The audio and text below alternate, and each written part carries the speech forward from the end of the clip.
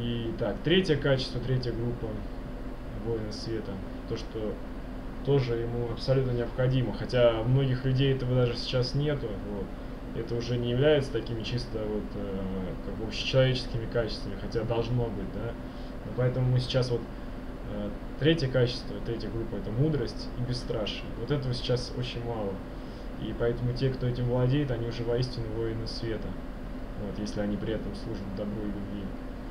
Вот, то есть мудрость что такое? Это не просто ум, не просто знание или некая такая вот насыщенность информацией. Нет, мудрость — это умение понимать жизнь, соединяя ум и подсознание. То есть, с одной стороны, умом мы воспринимаем информацию и логически ее обрабатываем, делаем выводы. С другой стороны, подсознательно, имея канал связи с Божественным, с Вселенной, мы можем действительно отличать ложь от правды, там, добро от зла, развлечение, да, умение. Вот, и мы можем не просто запоминать факты и события, а выделять из них вот здравое зерно того, что было, что будет. То есть именно мудрость человека в том, чтобы на основе вот имеющейся информации делать правильные выводы, правильные прогнозы того, что будет. Вот, потому что если человек просто там ходячая энциклопедия, он как бы может при этом не обладать способностью вот, сделать свои выводы. Вот. А мудрый человек, он именно даже не обязан вообще много знать. Вот. Просто он в каждой ситуации, даже простой бытовой, он может принять именно истинно верное решение. То есть здесь очень большую роль играет именно подсознание, как такая основа, как внутренняя духовность. И в то же время мудрость — это действительно тоже некое самоограничение, когда человек там не кидается там в бой, там сразу с кем-то не начинает там с кем-то в конфликты вступать там или что-то заниматься какой-то бессмысленной деятельностью, он вчера продумает вообще, оценит, что это, к чему, какие последствия и вообще нужно ли это кому-то. Вот. То есть мудрый человек, он, как правило, меньше делает то, что именно действительно необходимо, чем, скажем, люди не мудрые и глупые, они как бы много создают там такой вот активности, где не надо, и, соответственно, плоды их деятельности часто оказываются вредными и бесполезными. То есть мудрость — это именно вот выбор правильного пути, правильного действия. Ну и, соответственно, безстрашие, как бы вроде бы это к мудрости не имеет отношения, но это, естественно, то, что должно следовать. То есть если человек понимает умом и мудростью, да, что надо делать то-то, то-то, вот, то тут есть как бы очень такой сильный тормоз, это страх. Страх, вот, созданный на уровне отдельного человека, на уровне целых народов, на уровне всего человечества, вбиваемый там в сознание, подсознание с детства, то есть страх там того, что как бы есть разные опасности, начиная там от там каких-то вот неосознанных там и таких вполне зримых, вот. То есть это и страх там перед людьми, и перед законом, и перед какими-то темными силами, и перед просто собственными там слабостью.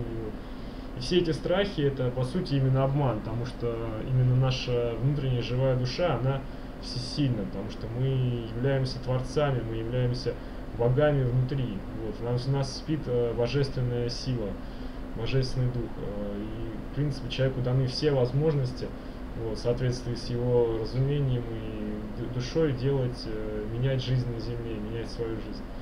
Вот. Но именно страх, он подавляет и ограничивает людей. Вот, поэтому, естественно, чтобы воин света мог действительно реализоваться как воин и принести свет туда, где засела тьма, он должен быть бесстрашным, он должен уметь побеждать свой страх каждый день и вытравлять его в себе и в других. Должен уметь пойти там на подвиг, и на смерть, и на то, что там его осудят, его там не поймут, он должен даже что готов быть в одиночку сражаться даже за праведное дело. Это необходимое качество Воина Света. Ну и четвертая группа — это то, что уже кажется вроде более таким мелким, но тоже является очень важным. Это честность и неподкупность. Вот сейчас, к сожалению, тоже в нашем обществе этих людей, то есть как бы изначально это были общечеловеческие качества, Вот, то есть тысячи лет тьмы, власти тьмы, там, и вот это культ денег, потребительства, там, культ лжи, обмана, лицемерия, это просто вытравляли это из людей, и сейчас это становится редкостью уже. Вот. Но эти качества живы, они нам необходимы просто, чтобы, то есть без них, естественно, воин света, если он будет нечестным, если он будет скрывать, там, врать, если он будет обманывать людей, ну, это не свет, это не добро, это уже антибожественно. То есть, если мы сражаемся за правду, то мы должны идти правдивым путем. Вот. Мы не можем сражаться за правду с помощью лжи и коварства. Вот. То есть так там декларируют там некоторые тайные сообщества, там масоны, иллюминаты, но естественно это все обманка. Потому что добрые дела, они делаются во тьме, не делаются они путем лжи и каких-то коварства.